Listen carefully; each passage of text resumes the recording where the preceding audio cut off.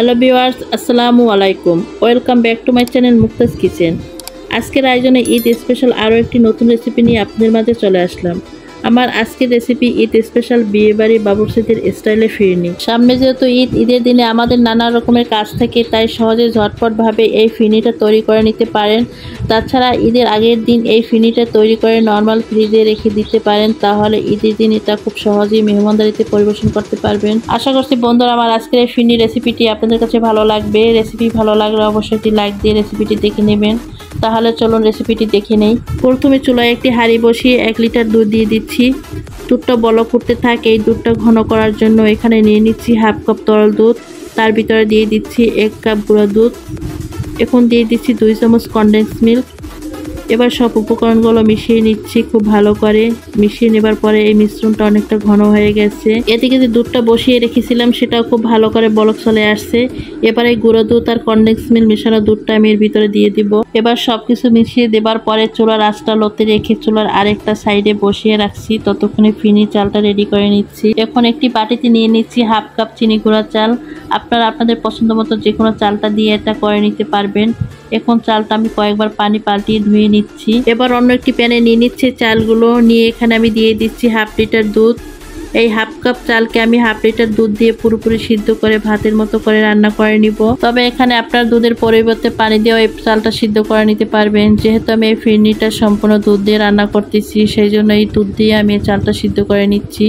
তো এখানে এটা আপনারা দুধের পরিবর্তে পানিটা দিয়েও সিদ্ধ করে নিতে পারবেন, তাতেও কোনো সমস্যা নেই। তবে এই চালটাকে ভাতের চেয়ে অধিক নরম করে সিদ্ধ করে নিতে হবে।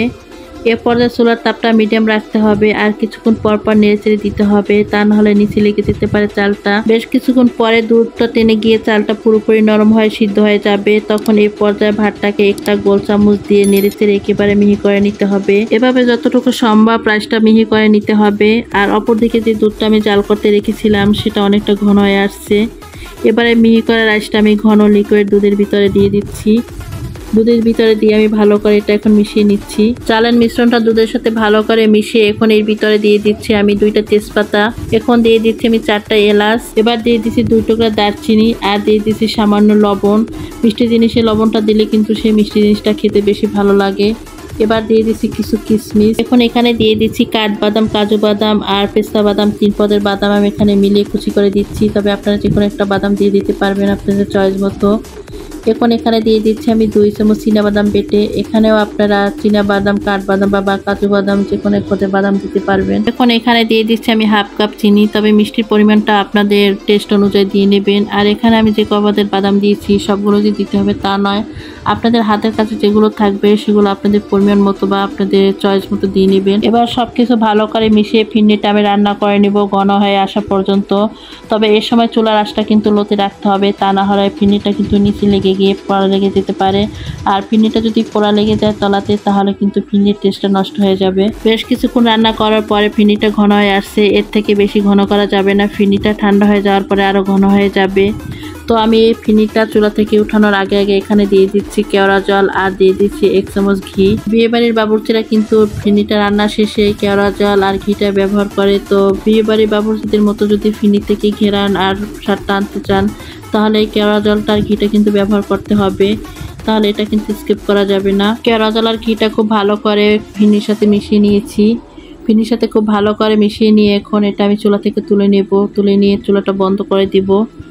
তবে ফিরনিটা আমি চুলা থেকে তুলে নিয়ে গরম গরম কোনো পাত্রে না নিয়ে আমি গরম গরম অবস্থাতেই নেড়েচেড়ে ঠান্ডা করে নিব। আমি ফিরনিটা নাড়াচাড়া করতে করতে মোটামুটি ঠান্ডা করে নিয়েছি।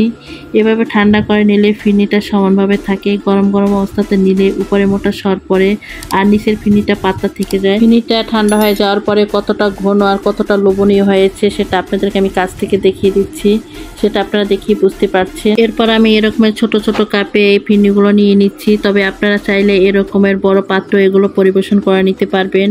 আমি দুটো পদ্ধতি আপনাদেরকে দেখিয়ে দিচ্ছি। এখানে আমি 6টা কাপ নিয়েছি। সবগুলো কাপেই আমি ফিরনিগুলো নিয়ে নিয়েছি।